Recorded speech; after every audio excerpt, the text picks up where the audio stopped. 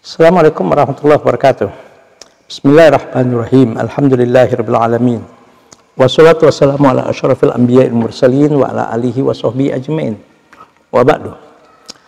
Usikum wa nafsi wa iyaya bitaqwallah faqad fazal muttaqun. Muslimin dan muslimat yang dimuliakan oleh Allah Subhanahu wa taala. Dalam waktu yang sangat terbatas ini, mari kita sedikit berbagi tentang hakikat kematian. Artinya adalah bagaimana hakikat kematian menurut Al-Quran dan Sunnah. Subhanallah, semua kita pasti akan merasakan apa yang disebut dengan kematian. Apalagi kita lihat ketika dunia sekarang sedang dilanda dengan wabah COVID-19. Bukan hanya di negeri kita, bahkan negara-negara seperti negara Amerika yang katanya maju, negara Eropa yang katanya maju pun tak luput dari apa yang disebut dengan wabah COVID-19 ini. Subhanallah, lebih 200 negara terpapar dengan virus COVID-19 ini. Bahkan tidak sedikit yang mengalami apa yang disebut dengan kematian. Pertanyaannya adalah, apa hakikat kematian menurut Al-Quran dan Sunnah? Sebetulnya hakikat kematian menurut Al-Quran dan Sunnah salah satunya adalah bahwa kematian itu hakikatnya merupakan satu sunatullah. Sesuatu yang sudah Allah gariskan kepada setiap makhluknya yang bernyawa. Tak terkecuali apa yang disebut dengan manusia. Karena Allah Subhanahu wa taala berfirman di dalam surat Al-Anbiya surat 21 ayat 35. A'udzubillahi minasyaitonirrajim. Bismillahirrahmanirrahim. Kullu nafsin dha'iqatul maut. Setiap makhluk yang bernyawa pasti, kata Allah Subhanahu wa taala, merasakan apa yang disebut dengan kematian tersebut. Kenapa? Karena innalillah wa inna ilaihi raji'un. Kita ini semua adalah milik Allah. Innalillah. Kita ini semua milik Allah. Apa yang milik kita? Semua hanya sekedar amanah dan titipan dari Allah Subhanahu wa taala. Apalagi kalau kita merenungkan apa yang dinyatakan oleh Rasulullah dalam satu hadis sahih yang diriwayatkan oleh Al-Imam Muslim. Qala Rasulullah sallallahu alaihi wasallam, la tazulu qadama abdin yaumal qiyamati hatta yus'ala an arba'in. Tidak akan tergerak dan tidak akan bergerak kedua kaki seorang hamba pada hari kiamat nanti, subhanallah, kecuali setelah dia bebas ditanya tentang 4 hal. Yang pertama, an umrihi fi ma'afnah, umurnya diisi dan dihabiskan untuk apa. Wa an syababihi fi ma'ablah, masa mudanya diisi untuk apa. Wa an malihi min aina iktasabahu wa fima anfaqahu. Harta itu akan ditanya oleh Allah, didapat dari mana dan dibelanjakan untuk apa. Dan wa an ilmihi ma amila bih, tentang ilmu, pengetahuan, kecerdasan, keintelektualan yang Allah amanahkan, itu akan ditanya oleh Allah, diamalkan untuk apa, digunakan untuk apa. Jadi semua yang ada pada diri kita ini bukan punya kita. Innalillah. Jangankan anak, jangankan kekayaan, jangankan pangkat dan jabatan. Nyawa yang menyatu pada tubuh kita pun, pada tubuh manusia pun, itu bukan milik kita, milik Allah Subhanahu wa taala. Wa inna ilaihi raji'un. Karena kita adalah innalillah, semua kita milik Allah, dan apapun yang ada pada diri kita hanya amanah dan titipan dari Allah. Wa inna ilaihi raji'un, dan kita semua pasti akan kembali kepada Allah dan menghadap kepada Allah Subhanahu wa taala. Maka dari itu, mari sama-sama kita introspeksi diri. Apalagi ada satu yang dinyatakan oleh Rasulullah SAW dalam satu hadis yang diriwayatkan oleh Imam Ahmad. Kafa bil mauti wa'idun. Cukuplah kematian sebetulnya adalah nasihat yang terbaik bagi kita yang masih hidup-hidup ini. Kenapa? Karena kematian itu sebetulnya adalah, sekali lagi, sunatullah, sesuatu yang sudah Allah gariskan. Dan yang kedua, hakikatnya kematian itu nasihat bagi kita bahwa kita satu saat pasti juga akan mengalami apa yang disebut dengan kematian tersebut.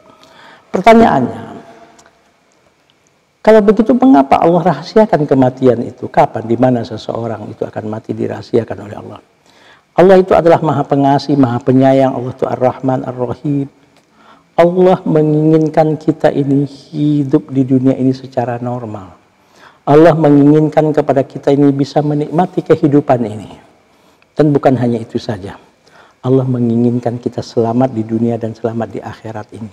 Allah menginginkan kita bukan hanya sekedar bahagia di dunia, tapi yang Allah inginkan juga bahagia di akhirat nanti. Makanya itu salah satunya dengan cara Allah merahasiakan kematian tersebut. Kenapa? Satu, supaya kita bisa menikmati kehidupan ini. Supaya kita bisa mengalami kehidupan ini secara normal. Dan yang kedua adalah Allah menginginkan kapanpun, dimanapun, dan sedang apapun kematian itu menjemput kita. Allah menginginkan kita sudah mempersiapkan bekal sebanyak-banyaknya untuk menghadapi kematian tersebut. Maka disitulah rahasianya kenapa Allah rahasiakan kematian tersebut. Coba bayangkan kalau seseorang dia sudah tahu kapan dia akan mati, di mana dia akan mati, dengan cara apa dia akan mati. Contoh misalnya, seseorang dia udah tahu akan mati misalnya tertabrak mobil misalnya. Apa yang terjadi? Orang ini akan menjadi, boleh dikatakan mungkin paranoid. Selalu dihantui dengan ketakutan, takut tertabrak dengan mobil. Jangankan dia beli mobil, jangankan dia berjalan di jalan-jalan yang banyak kendaraan mobil. Dia khawatir, jangan-jangan mobil yang ada di jalan itu justru akan mengakhiri kehidupannya. Makanya itu Allah Subhanahu wa Ta'ala rahasiakan kematian itu, walaupun merupakan satu sunatullah, maka sekaligus sebagai nasihat bagi kita. Kenapa Allah rahasiakan? Supaya kapanpun, dimanapun, kita sudah siap membawa bekal sebanyaknya untuk menghadapi kematian tersebut. Maka tanya diri kita masing-masing.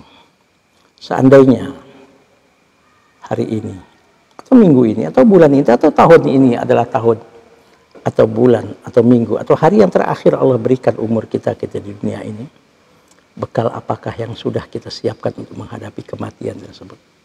Sudahkah harta, sudahkah ilmu, sudahkah pangkat dan jabatan yang dipercayakan oleh masyarakat, yang diamanahkan oleh Allah kepada kita, betul-betul nanti bisa menyelamatkan kita dari murkanya Allah Subhanahu wa Ta'ala.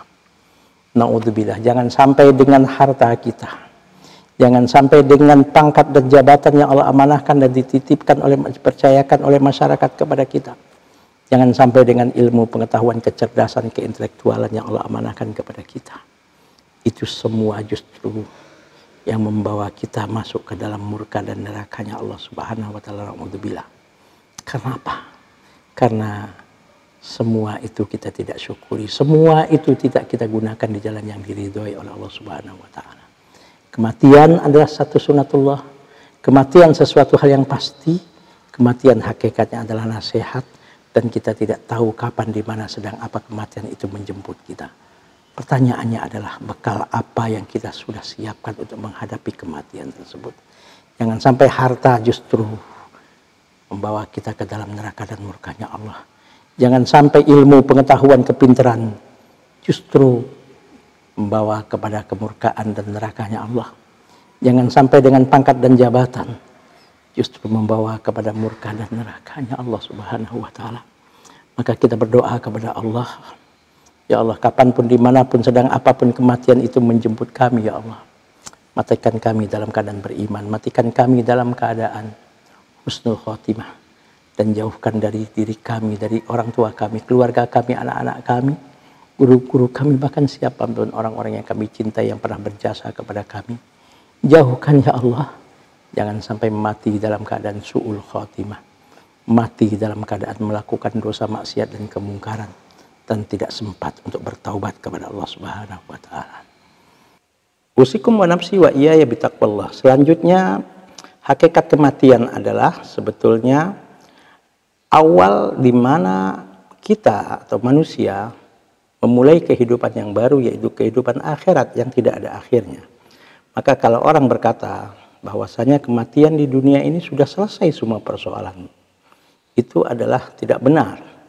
Justru dalam syariat Islam, dalam akidah kita, yang kita beriman dengan adanya hari kiamat, beriman dengan adanya nanti kehidupan di akhirat, yaitu kehidupan di surga dan atau di neraka, maka sebetulnya kematian di dunia itu adalah bukan berakhir segala persoalan.